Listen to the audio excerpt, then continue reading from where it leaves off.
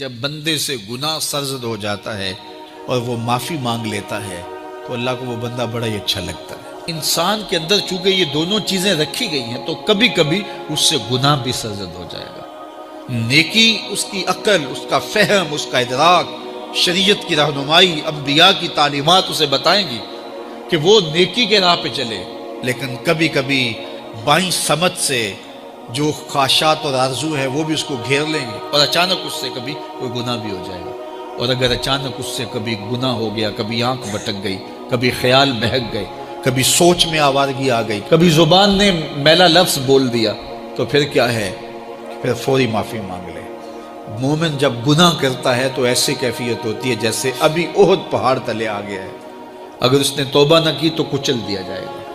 اللہ اکبر، تو پھر فوری معافی مانگتا ہے تو یہ اللہ کو بڑا۔ اللہ کہتا ہے فرشتوں سے کہ دیکھو میرا بندہ آخر میری دہلیز پہ آیا ہے نا، تم گواہ ہو جو میں نے اس کے سارے گناہ معاف کر دیے۔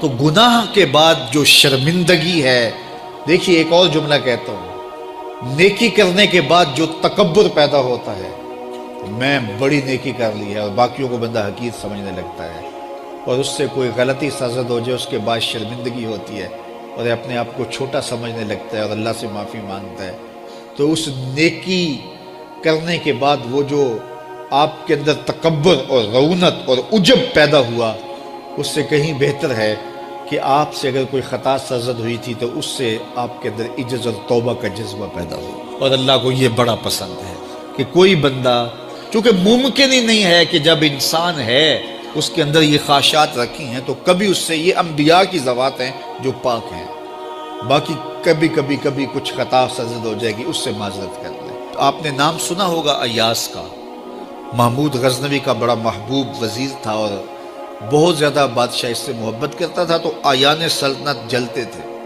تو بادشاہ گاہے گاہے کوئی ایسا منظر ان کو دکھلاتا کہ اس سے میں خاص پیار کیوں کرتا ہوں۔ ایک دن بادشاہ کے ہاتھ میں موتیوں کی بھری ڈبیا تھی اور محل کے اندر یہ ایک حوض تھا، تالاب تھا، تو اس کے اندر اس نے وہ سارے موتی پھینک دیے۔ شفاف پانی اور نیچے فرش پہ پڑے ہوئے موتی نظر آ رہے ہیں، تو اس نے ایک ایک وزیر کو کہا کہ یہ موتی نکال کے لاؤ، اور سنو اپنا لباس اور اپنا بدن نہیں بھیگنے دینا۔ تو سب نے کہا یہ کیسے ہوگا کہ موتی بھی تہ سے نکال کے لائیں اور بدن بھی اور کپڑے بھی نہ بھیگیں؟ تو دوسرے کو کہا، اس نے کہا حضرت یہ کیسے ہوگا، یہ شرط ہٹائیں تو پھر میں نکال کے لاؤں۔ جب بات آئی ایاز کی تو ایاز نے فوراً چھلانگ لگا دی، موتی پکڑے، ڈھونڈے، ہتھیلی میں لیے اور کانپتے ہوئے بدن کے ساتھ بادشاہ کے سامنے پیش ہوا، حضور یہ لے لیجئے۔ بادشاہ غصے میں تھا کہ میں نے کہا تھا لباس اور کپڑے بھیگنے نہیں چاہیے، تیرے بدن سے پانی نچڑ رہا ہے، تیرے لباس سے پانی نچڑ رہا ہے، یہ کیا؟ تو ایاز نے ہاتھ باندھ کے کہا، بادشاہ سلامت، آپ کے دو حکم تھے، ایک حکم یہ تھا کہ موتی نکال کے لانے، دوسرا حکم یہ تھا کہ کپڑے اور بدن بھیگنا نہیں چاہیے۔ ایک کام میں نے کر دیا ہے، دوسری غلطی ہو گئی ہے، معافی چاہتا ہوں۔ تو کہا وزیرو یہ ہے خوبی اس کی، تم نے کہا ہم کیسے نکال کے لائیں، اس تالاب میں اتریں گے تو بدن تو بھیگے گا ہی بھیگے گا۔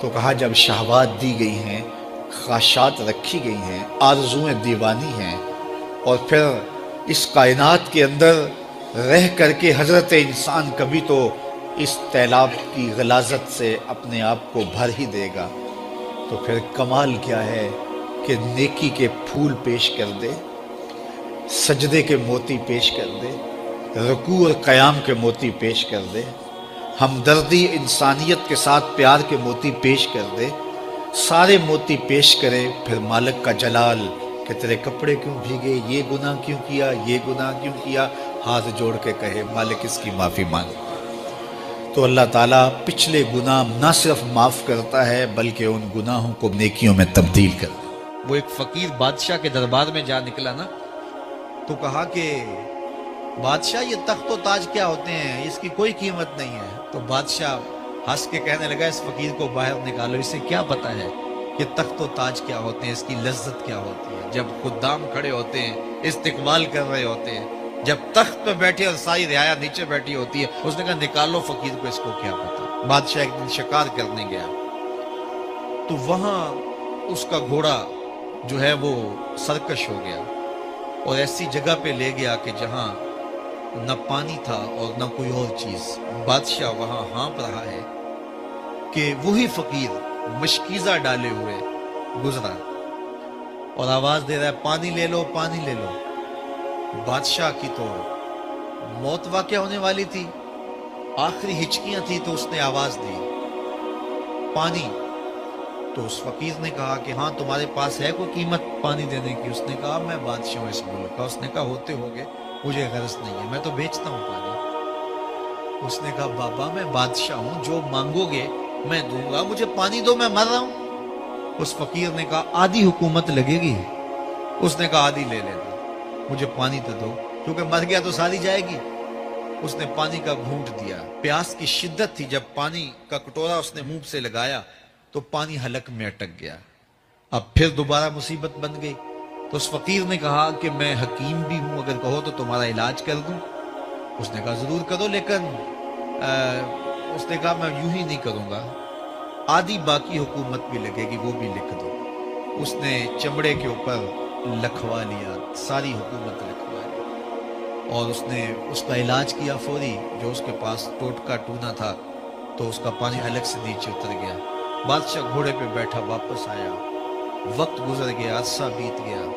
بادشاہ پھر تخت پہ بیٹھا تھا، وہی فقیر بھیس بدل کے دوبارہ آ گیا. پھر اس نے نصیحت کی کہ آخرت کو یاد کرو، یہ دنیا کچھ نہیں ہے، 4 دن کی کہانی ہے.